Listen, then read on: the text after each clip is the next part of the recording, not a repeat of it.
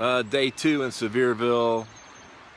The family's still sleeping, so I thought I'd grab some breakfast, a little bit of coffee, and come down here and enjoy this cool river. That's part of Pigeon Forge River. I think that might be the Little Pigeon Forge, but don't quote me on that. I'm gonna go down there and have me some breakfast. Come on.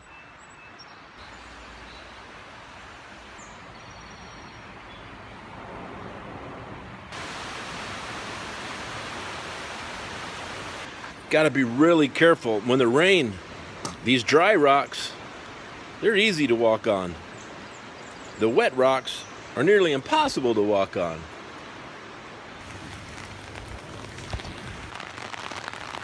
Yesterday I visited the Lodge cast iron store in Sevierville.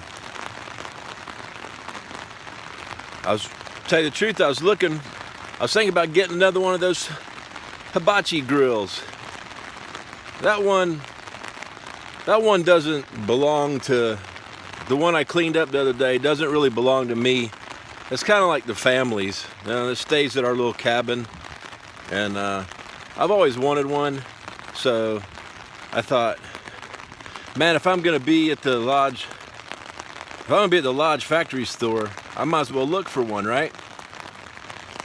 Well, it turns out they're retooling the forge, and that's one of the items that they're no longer producing. Not that it's going to be discontinued forever, but they're not producing it now. But I ran into a very helpful guy, whose name happened to be Chris, by the way, who said or suggested that instead of buying the whole thing as one item in the box, that I could look at maybe buying the individual pieces, because they sell replacement parts. So he was very helpful, and he helped me find, let's see, 1, 2, 3, 4, 5 of the 7 pieces. But they didn't have the other 2. So come to find out, there's another Lodge outlet store in Pigeon Forge. So it's only about a 20-minute drive. So I decided I'm gonna go there. He called ahead for me and arranged to have the piece that I need ready for me to pick up. So that's where I'm going now.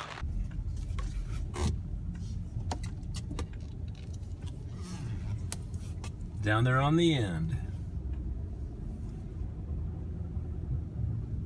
Doesn't open till 10 o'clock though, man. I gotta wait 30 minutes. Well, I gotta kill 30 minutes.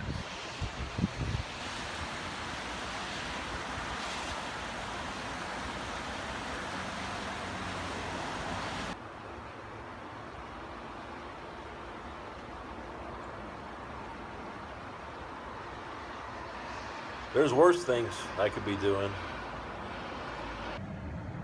Well, that's the last 2 pieces that I need to complete my hibachi grill. Well, there's my new hibachi grill and my old one. Well, my family's old one. There's a couple differences. Surprisingly, more similarities. Things I noticed right off the bat, though. The way the bale wire is attached to this one versus this one. On the grate.